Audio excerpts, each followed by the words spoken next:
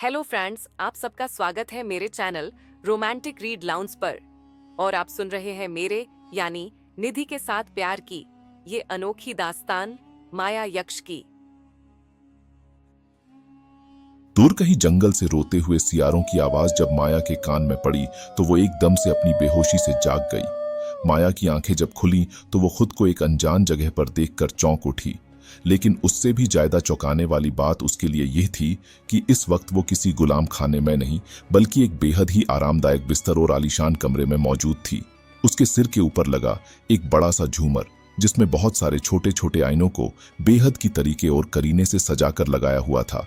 उनमें मैं माया अपने अक्ष को बेहद अच्छे से देख पा रही थी। माया ने अपने शरीर पर जब एक मखमली गहरे महरूम रंग की एक पोशाक को देखा तो वो हैरान हो गई। माया का ध्यान खिड़की से बाहर पड़ रही बर्फ पर गया, जिसे देख बाहर की ठंड का अंदाजा लगा पाना मुश्किल नहीं था।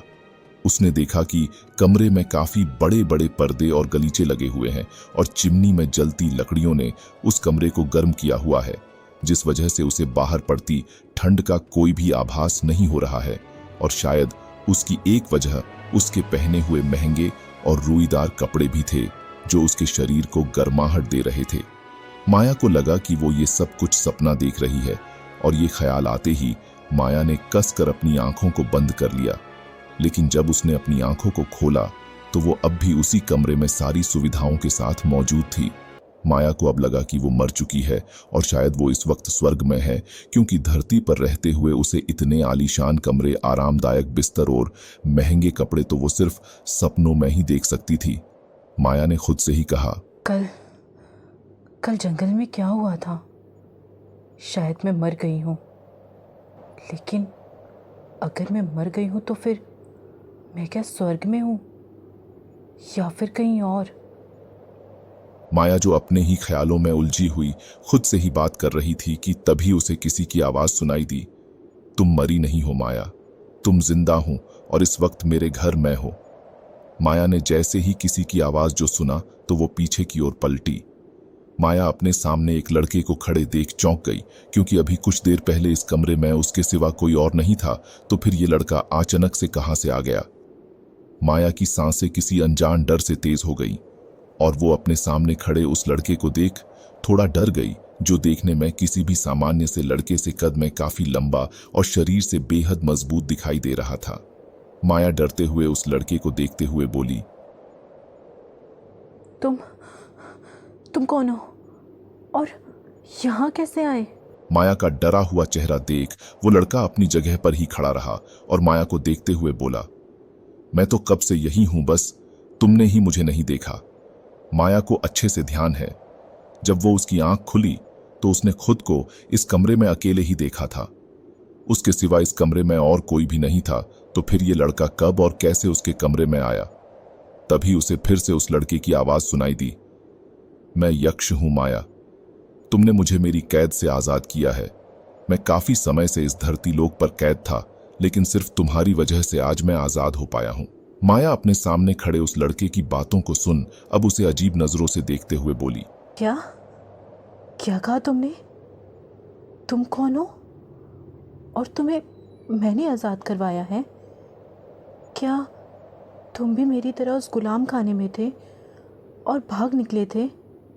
क्या कल रात तुम भी मेरी तरह उस गुलाम खाने से आज़ाद हुए हो?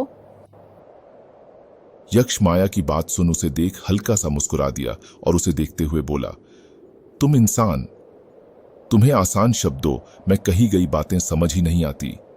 क्या तुम जानती हो माया कि यक्ष कौन होते हैं? मैं एक यक्ष हूं माया, एक मायावी जीव। मैं जादू और देवीय शक्तियों का मालिक हूं। मैं अलकापुरी, मैं हमारे राजा कुबेर का खास सिपाही हूं। मेरे सामने कोई भी देव, दानव, गंधर्व, असुर या राक्षस नहीं टिक सकते।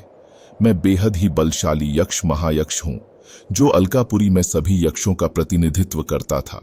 तुम मुझसे जो चाहो वो मांग सकती हो। आखिर तुमने मुझे मेरी कैद से रिहा जो करवाया है, तो बताओ तुम्हें में तुम्हारी क्या इच्छा है जिसे मैं पूरी कर सकता हूं? क्या तुम्हें धन दौलत ऐशो आराम चाहिए? इतना बोल यक्ष ने अपने हाथों को हवा में फिराया और अचानक से काफी सारे सिक्के उस कमरे की छत से नीचे गिरने लगे और देखते ही देखते वो कमरा सोने के सिक्कों से भर गया। ये देख माया को अपनी आंखों पर यकीन ही नहीं हो रहा था। माया यक्ष की बातों को सुन पहले ही काफी डर चुकी थी और अब यक्ष की इस हरकत ने माया को और भी डरा दिया था। वो अपने कदम पीछे की ओर लेते हुए बोली, ये सब सिर्फ एक सपना है, ये सच नहीं है, ये कुछ भी ये सच सब नहीं सच है। नहीं है। ये सिर्फ इतना और बोल सिर्फ एक माया उस कमरे सपना से है। निकलकर बाहर की ओर भागने लगी। उसने देखा कि इस वक्त वो एक काफी बड़ी हवेली में थी जहां बहुत से कमरे थे।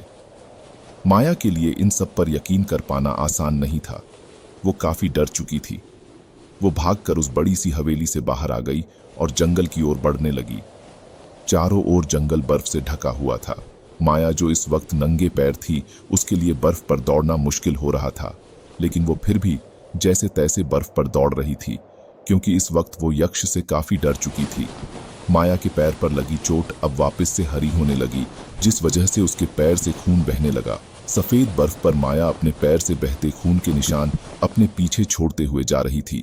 माया को अब ठंड का एहसास होने लगा, लेकिन अगले ही पल रीढ़ की हड्डी को जमा देने वाली आवाज माया के कानों में पड़ी और अपने चारों ओर जंगली सियारों को देख माया का हल्क ही सूख गया। इस वक्त माया 5 से 6 जंगली सियारों के झुंड से घिरी हुई थी और वो सारे सियार माया को कुछ इस तरह से घेरे हुए खड़े थे जैसे माया उनकी पसंदीदा शिकार हो। माया को लगा कि अब उसकी मौत पक्की है। माया ने अपनी आंखें बंद कर अपने रब को याद किया और अपने हाथ जोड़ लिए।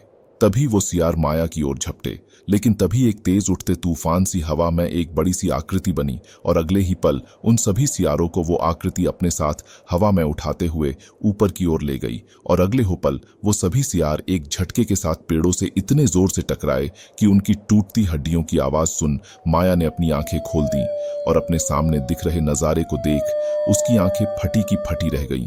उसके सामने सारे सियार अब ठंडी बर्फ पर मारे हुए पड़े थे और अब उसके सामने दिख रही वो विशाल हवानुमा आकृति धीरे धीरे किसी इंसान का रूप लेते हुए छोटी हो रही थी और अगले ही पल वो आकृति यक्ष में बदल गई और ये देख माया के बार फिर बेहोश हो गई। आई होप आप सबको ये कहानी पसंद आ रही होगी। आगे इस कहानी में क्या होता है ये जानने के लिए जुड़े रहे आप हमारे चैनल रोमांटिक रीड्स लाउंज के साथ। Thank you.